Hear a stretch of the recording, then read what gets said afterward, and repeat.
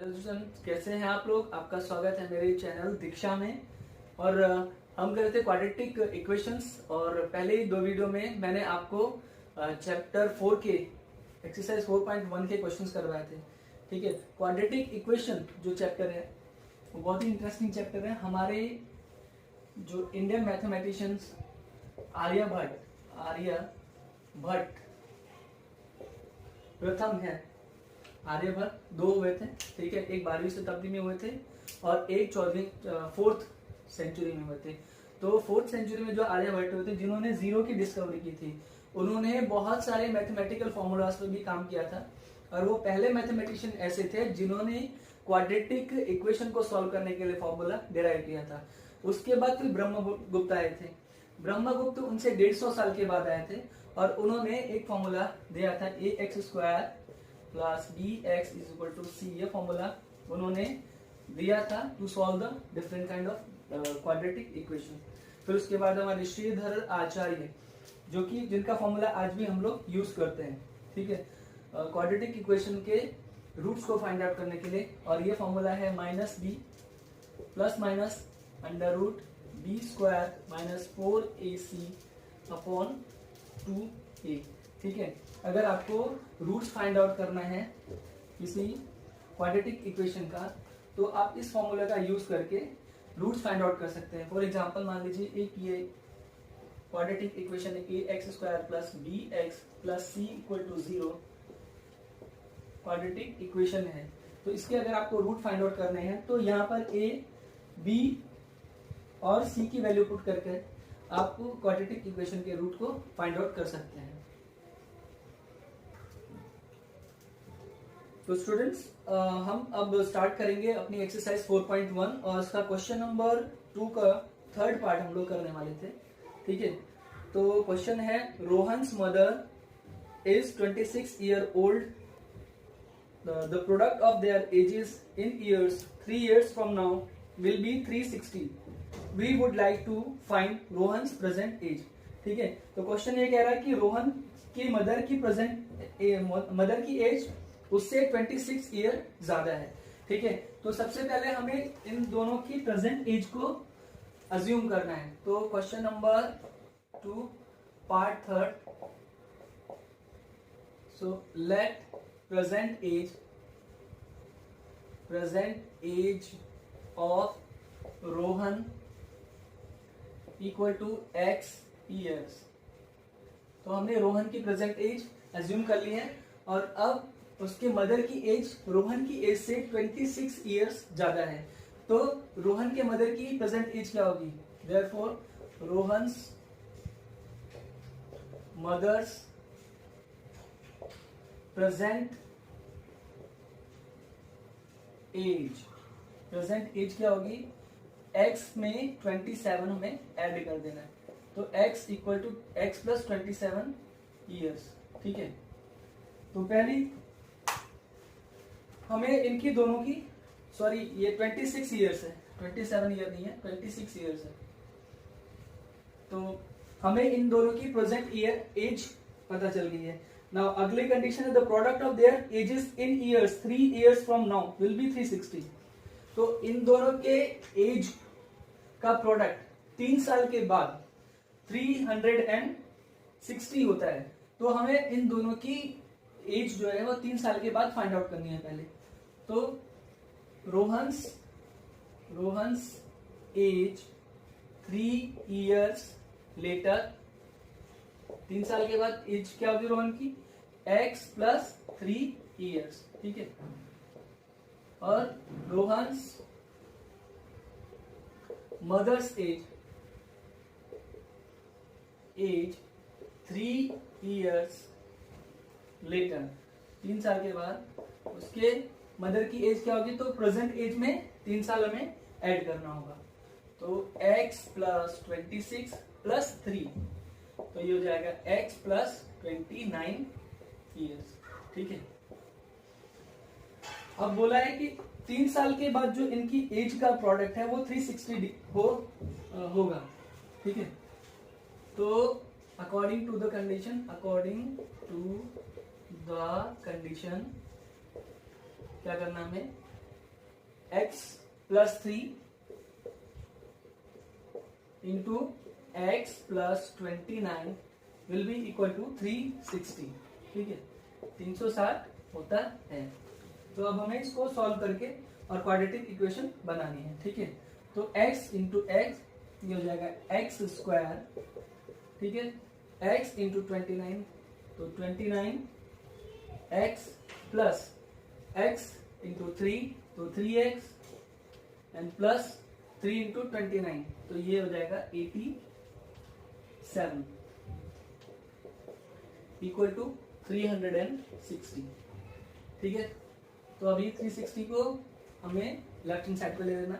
तो x square plus 29x plus 3x तो ये हो गया 32x plus 87 minus 360 equal to 0। तो अब इसे सिंप्लीफाई करते जाना है। X square plus 32x minus 273 equal to 0। ठीक है, तो ये हमारी क्वाड्रेटिक इक्वेशन आ गई है। तो आप इसे नोट कर लीजिए, तो फिर हम आगे बढ़ते हैं। तो स्टूडेंट्स ये हमारी फाइनल क्वाड्रेटिक इक्वेशन आ गई है। अब हमें इसे सॉल्व करना है। ठीक है, तो सॉल्यूशन के लिए मैंने आपको बताया था कैसे करना है कि 273 पहले आप देखिए स्टैंडर्ड फॉर्म क्या होती है, आपको पता है ये ax square plus bx plus c equal to 0 ये हमारी स्टैंडर्ड फॉर्म होती है। c और a को मल्टीप्लाई करेंगे तो देखो यहाँ पे एक्स स्क्वायर का कोएफिशिएंट 1 है और 273 को मल्टीप्लाई करेंगे तो आंसर हमारा आएगा 273। तो हमें 273 के फैक्टर्स फाइंड आउट करने हैं। दो फैक्टर ऐसे फाइंड आउट करने हैं जिनका डिफरेंस, मैंने आपको बताया था कि अगर यहाँ पे माइनस है तो जिनका डिफरेंस प्लस के 32 आना चाहिए। ठीक है, यानी एक फैक्टर होगा बड़ा और दूसरा फैक्टर होगा छोटा। ठीक है, तो देखते हैं 200 यहाँ पे ले लेते हैं 273 3 से डिवाइड किया इसको तो ये हो गया 9 एंड दूसरा हो गया 91। ठीक है, फिर इसके बाद ये 7 से डिवाइड हो गया 13। तो देखिए इसमें फैक्टर्स हैं 27 इंटू 3 इंटू 13 इक्वल टू 273। ठीक है, तो इसमें हम कौन कौन से फैक्टर लें कि जिनका डिफरेंस प्लस के 32 आए। तो अगर हम 13 और 3 को मल्टीप्लाई करेंगे तो हमें मिलेगा 39 और एक दूसरा फैक्टर हो जाएगा 7। ठीक है, तो अब यहाँ पे देखिए x square plus 32x minus 273 equal to 0। तो एक्स स्क्वायर एंड प्लस का 39x और माइनस का 7x तो मिडिल टर्म जो है उसको हमने स्प्लिट कर लिया है। प्लस 39x माइनस 7x और माइनस का 273 इक्वल टू क्या हो जाएगा 0। ठीक है ना, अब ये देखिए इसमें कॉमन क्या है, तो इसमें कॉमन है x तो हमें यहाँ से मिलेगा x प्लस 39 और यहाँ पर कॉमन क्या है माइनस का 7 तो यहाँ पे मिलेगा हमें x प्लस 39 यहाँ से भी मिलने वाला है क्योंकि माइनस माइनस प्लस हो जाएगा। तो अब हमें दो फैक्टर्स मिल गए, पहला फैक्टर मिला है x प्लस 39 और दूसरा फैक्टर मिला है x माइनस 7। ठीक है, इक्वल टू 0। तो अब देखते हैं यहाँ पे एक x प्लस 39 इक्वल टू 0 तो x इक्वल टू क्या हो जाएगा माइनस 39। ठीक है, नेगेटिव वैल्यू हमें नहीं लेनी है। ठीक है, दूसरा होगा एक x माइनस 7 इक्वल टू 0 तो x इक्वल टू क्या हो जाएगा प्लस का 7। ठीक है, तो x की वैल्यू कितनी आ गई 7 ईयर्स आ गई। तो रोहन की प्रेजेंट एज आ गई 7 ईयर्स। ठीक है, तो स्टूडेंट्स ये हो जाएगा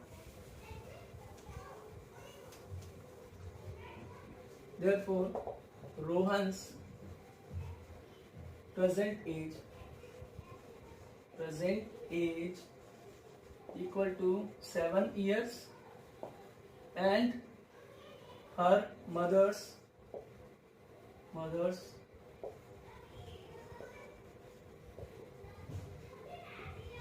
प्रेजेंट एज क्या हो जाएगी 7 + 26 तो 33 years.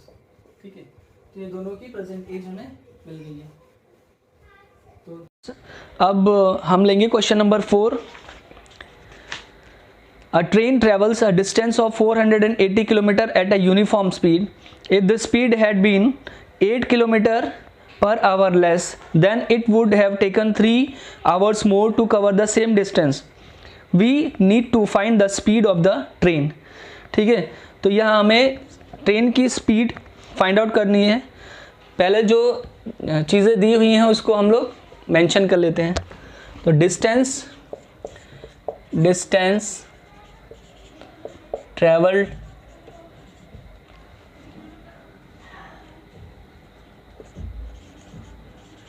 Bye train equal to 480 kilometre. तो ये डिस्टेंस हो गया। ठीक है, and let the speed of train, हमने ट्रेन की स्पीड को x kilometre per hour assume कर लिया। ठीक है, अब हमें क्या करना है, एक एक स्टेप देखना है और इक्वेशन बनानी है। ठीक है, तो if the speed had been 8 km per hour less, then it would have taken 3 hours more to cover the same distance. तो स्पीड क्या होती है, speed equal to distance upon time. ठीक है, तो ट्रेन जो है सेकंड कंडीशन में 3 घंटे ज़्यादा ले रही है टाइम। ठीक है, तो यहाँ पे टाइम की बात हो रही है, तो हम टाइम को यूज़ करेंगे इक्वेशन को फॉर्म करने के लिए। तो टाइम इक्वल टू क्या हो जाएगा, time equal to distance upon speed. ठीक है, तो time taken by the train when the speed was x kilometre per hour. So time taken by train when speed was x kilometre per hour. ठीक है, तो ये time को हम लोग ले लेते हैं t1। तो t1 हो जाएगा डिस्टेंस अपॉन स्पीड। तो डिस्टेंस क्या है 480 एंड टाइम कितना लिया है उसने, सॉरी स्पीड कितनी है ट्रेन की, तो स्पीड है हमने एज्यूम करी है x किलोमीटर पर आवर। ठीक है, तो ये हमारा आ गया t1। ठीक है, एंड अब हम लेंगे time taken by the train when speed is 3 kilometre per our less. So time taken by train if speed would be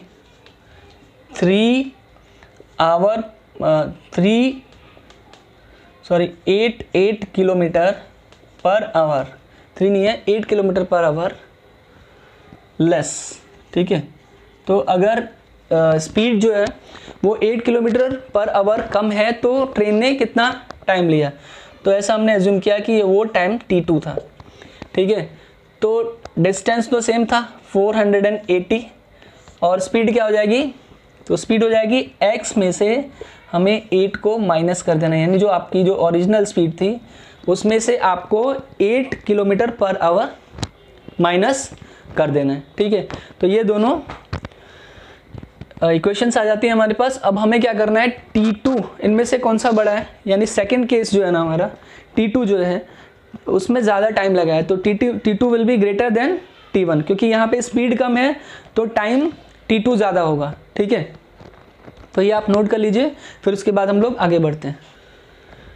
तो स्टूडेंट्स ये t2 माइनस t1 का डिफरेंस कितना आता है 3 किलोमीटर। तो सेकंड केस में टाइम जो है 480 upon x minus 8 minus first case में 480 अपॉन x, दोनों को सब्ट्रैक्ट किया तो डिफरेंस कितना आया 3 किलोमीटर। तो अब हमें यहाँ से इक्वेशन बनानी है, तो हम यहाँ पे एलसीएम लेंगे, तो x माइनस 8 इंटू एक्स, तो एक्स -8 से x -8 कैंसिल, तो 480 एक्स, ठीक है, माइनस 480, यहाँ से x कैंसिल हो जाएगा, तो 480 इन ब्रैकेट x -8 हो गया, ठीक है, इक्वल टू 3 हो गया, ठीक है।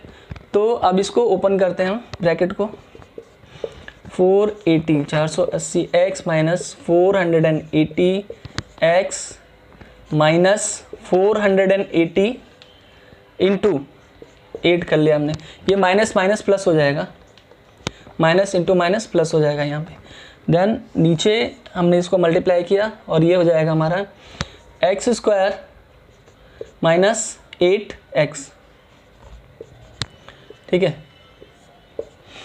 इक्वल टू 3, ठीक है। तो इसके बाद ये देखिए 480x और प्लस और माइनस दोनों कैंसिल हो जाएंगे एक दूसरे से, ठीक है। और यहाँ से 3 से हम 480 को कैंसिल करेंगे, तो यहाँ से आंसर आ जाएगा हमारा 160, ठीक है। फिर ऊपर आ जाएगा 11280 और ये यहाँ पर 1 है, तो इसको क्रॉस मल्टीप्लाई करेंगे, ये आ जाएगा एक्स स्क्वायर माइनस 8x, ठीक है। तो इसको सिंप्लीफाई करके हमारा क्वाड्रेटिक फॉर्मूला आ जाएगा x square minus 8x minus 1280 equal to 0 हो जाएगा। इसका हमने साइड चेंज कर लिया, ठीक है। तो नोट करिए, फिर हम लोग आगे बढ़ते हैं इसको।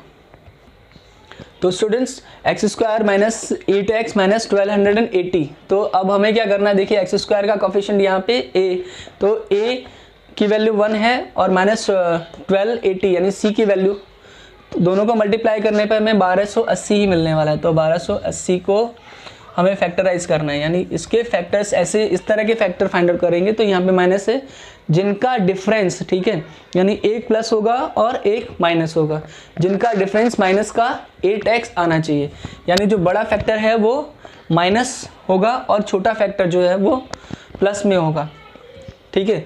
और दोनों फैक्टर ऐसे होने चाहिए कि इन दोनों फैक्टर्स के बीच का जो डिफरेंस है वो 8 होना चाहिए। तो चलिए इसको फैक्टराइज करते हैं, तो 2 6 4 0, 2 से किया तो 3 2 0 2, तो 160 280 240, ठीक है। अब देखते हैं, तो दो फैक्टर मिलेंगे हमें 32 और 40, 1280, ठीक है। तो दो फैक्टर मिले हमें 32 एंड 40,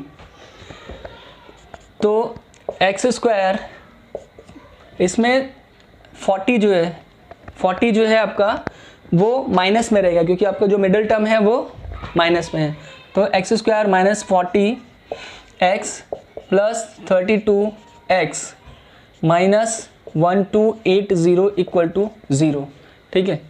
अब यहाँ पे देखिए कॉमन क्या है, दोनों में कॉमन है x, तो यहाँ पे हो जाएगा x माइनस 40 प्लस 32 कॉमन है, तो x माइनस 40 इक्वल टू 0। तो x माइनस 40 और x प्लस 32, ये दोनों फैक्टर हमें मिले equal to 0। So if x minus 40 equal to 0, then x equal to 40 होगा, and if x plus 32 equal to 0, then x equal to minus 32 होगा। तो हम नेगेटिव वैल्यू नहीं लेंगे, तो x की वैल्यू कितनी आ जाएगी हमारी 40, ठीक है। तो क्वेश्चन में क्या पूछा है, क्वेश्चन में पूछा है कि what will be the speed of the train. तो the speed of the train, so speed of train x equal to 40 kilometre per hour होगी, ठीक है। तो नोट कर लीजिए इसको।